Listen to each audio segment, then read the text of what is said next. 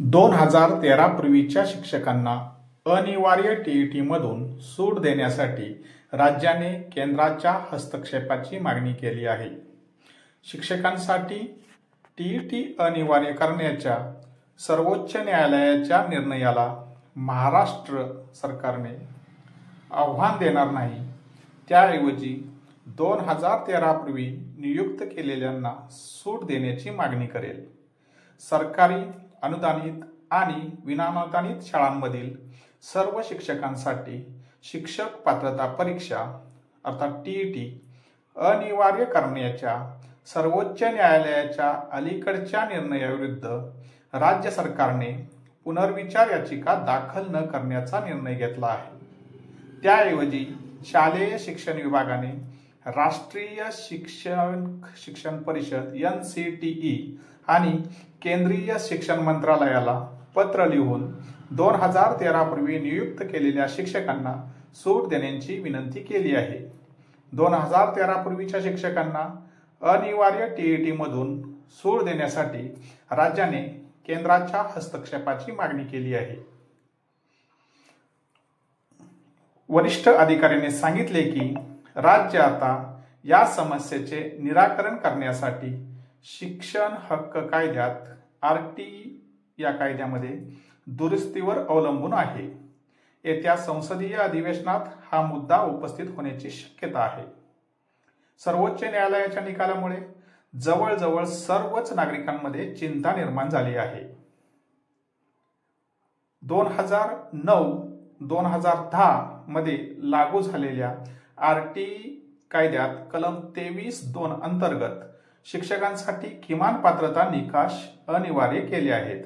तथापि कायद्यात टीईटीची आवश्यकता केवळ कायदा लागू झाल्यानंतर नियुक्त केलेल्या शिक्षकांनाच लागू होते की नाही हे स्पष्टपणे सांगितलेले नाही। या अस्पष्टतेमुळे शिक्षक संघटनांकडून निषेध सुरू झाला आहे, ज्यांचा असा युक्तिवाद आहे की पात्रता चाचणी पूर्वलक्षी प्रभावाने लागू करणे अव्यवहार्य आणि अन्याय आहे। एका वरिष्ठ राज्य अधिकाऱ्यांनी सांगितले की अनेक राज्ये आणि शिक्षक संघटनांनी सर्वोच्च न्यायालयाच्या आदेशाचा आढावा घेण्याची मागणी केली आहे, परंतु तो रद्द होण्याची शक्यता कमी आहे। म्हणून आम्ही NCTEशी संपर्क साधला आहे, जो शिक्षक पात्रता मानके निर्धारित करतो। केंद्रीय सुधारणा हा एकमेव टिकाऊ उपाय आहे। 2009 नंतर किंवा 2013 मध्ये महाराष्ट्राने टीईटी नियम अधिसूचित केले, तेव्हापासून नियुक्त केलेल्या शिक्षकांनाच परीक्षा उत्तीर्ण होणे आवश्यक आहे, हे स्पष्ट करण्याची विनंती राज्याने केंद्राला औपचारिकपणे केली आहे। ही समस्या देशभरातील शिक्षकांवर परिणाम करते।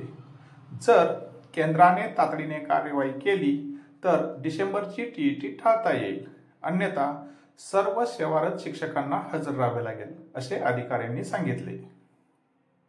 दरम्यान शिक्षक संघटनांनी राज्यव्यापी निदर्शने जाहीर केली आहेत।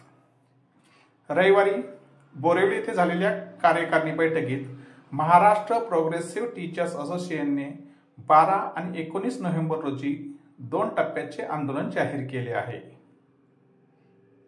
असोसिएशनचे अध्यक्ष तानाजी कांबळे म्हणाले की सरकारचा विलंब हा अन्याय आहे। वर्षानुवर्षे व्यवस्थेची सेवा करणाऱ्या शिक्षकांना त्यांच्या कारकिर्दीच्या शेवटी परीक्षा द्यायला लागू नये। महाराष्ट्र राज्य प्राथमिक शिक्षक समितीचे अध्यक्ष विजय कोंबे यांनी नमूद केले की सर्वोच्च न्यायालयातील खटला अल्पसंख्याक शाळांनी अनिवार्य टीईटीला आव्हान दिल्यामुळे सुरू झाला आहे। आता पुनरावलोकनासाठी राज्याने आग्रह धरणे त्यांच्या पूर्वीच्या भूमिकेच्या विरोधात आहे। तरीही आम्हाला व्यावहारिक तोडगा अपेक्षित आहे, असे ते म्हणाले। धन्यवाद। यासारख्या नवनवीन आणि माहितीपूर्ण व्हिडिओसाठी माझ्या चॅनलला लाईक, शेअर आणि सबस्क्राईब करायला विसरू नका।